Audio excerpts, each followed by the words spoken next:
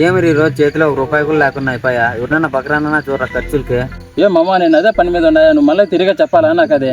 ఇక్కడ కూర్చుంటే కాదు గిని బండ్లో పదాం పదరా. ఏమమ్మా ఈరోజు ప్లానింగ్ ఏమైనా మర్చినావా? ఇక్కడ కూర్చోంటే ఎవరు వస్తారా? బండ్లో అట్లా పోదాం పద, ఎవరో తలమాసిన తగులుతాడు మనకి. అది కాదేమమ్మ, బండిలో విన్నంత మాత్రం డబ్బులు వచ్చేస్తాయి మామ మనకి. ఇప్పుడు ఒక ఐడియా వచ్చింది మామ. చెప్పరా, నీ మాట ఎప్పుడన్నా కాదన్నాను నేను. ఏమమ్మా మనం బండ్లో పెట్టేటప్పుడు ఎదురుగా విరిచిన గుద్దు పారే, నేను చేరి నటిస్తాను, వాళ్ళ దగ్గర డబ్బులు బిక్కుందాం. ఏంది మంచిగా నీకు ఇంత టాలెంట్ ఉన్నాను, నాకు ఇన్ని రోజులు తెలియదు మంచిగా. పోదాం పద మంచిగా, ఏడెందుకు ఇంకా కూర్చోండము, వేరే లెవెల్ మంచిగా నువ్వు.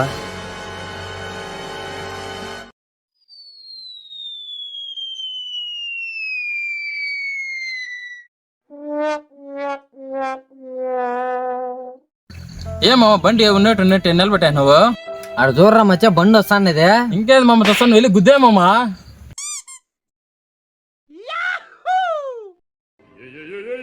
A few moments later.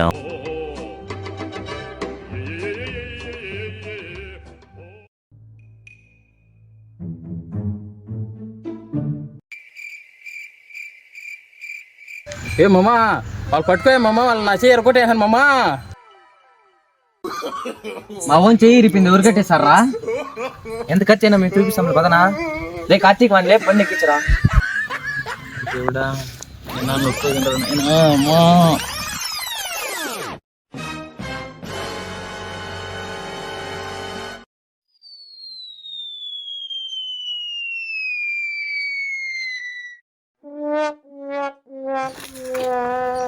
ఉన్నా ఏం రా రే, వెల్డింగ్ షాప్ కానీ నిలబెడతానావు?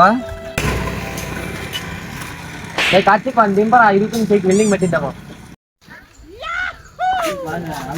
రే నీకు బుద్ధి ఉందారా? ఈ వెల్డింగ్ పెట్టిస్తే అత్త కదరా, అందుకే గ్యాస్ వెల్డింగ్ పెట్టించేద్దాము. ఏం మాట్లాడుతున్నావురా, నరాలు కట్ అయిపోయినాయి. లే స్వామి, లేట్ అయితే సెట్ అవ్వదు, ఏదో ఒకటి పట్టించేద్దాం కదా. చూసారా సార్ డబుల్ యాక్షన్. ఎవర్రా మీరు? చెయ్యికి వెల్డింగ్ పెడితే బతికేదానికే చచ్చేదానికేరా? అవునవును, మీరు ప్లాన్ చేసి మేము విన్నాము, వింటున్నాం కూడా. మన ప్లానింగ్ తెలిసిపోయినట్టుంది అంటే మన కథ అయిపోతుందిరా. చూడండి ఫ్రెండ్స్, ఇలాంటి వాళ్ళు ఉంటారు, ఇలాంటి వాళ్ళ దగ్గర జాగ్రత్తగా ఉండండి, ఇలాంటి వాళ్ళ దగ్గర మోసపోద్దండి.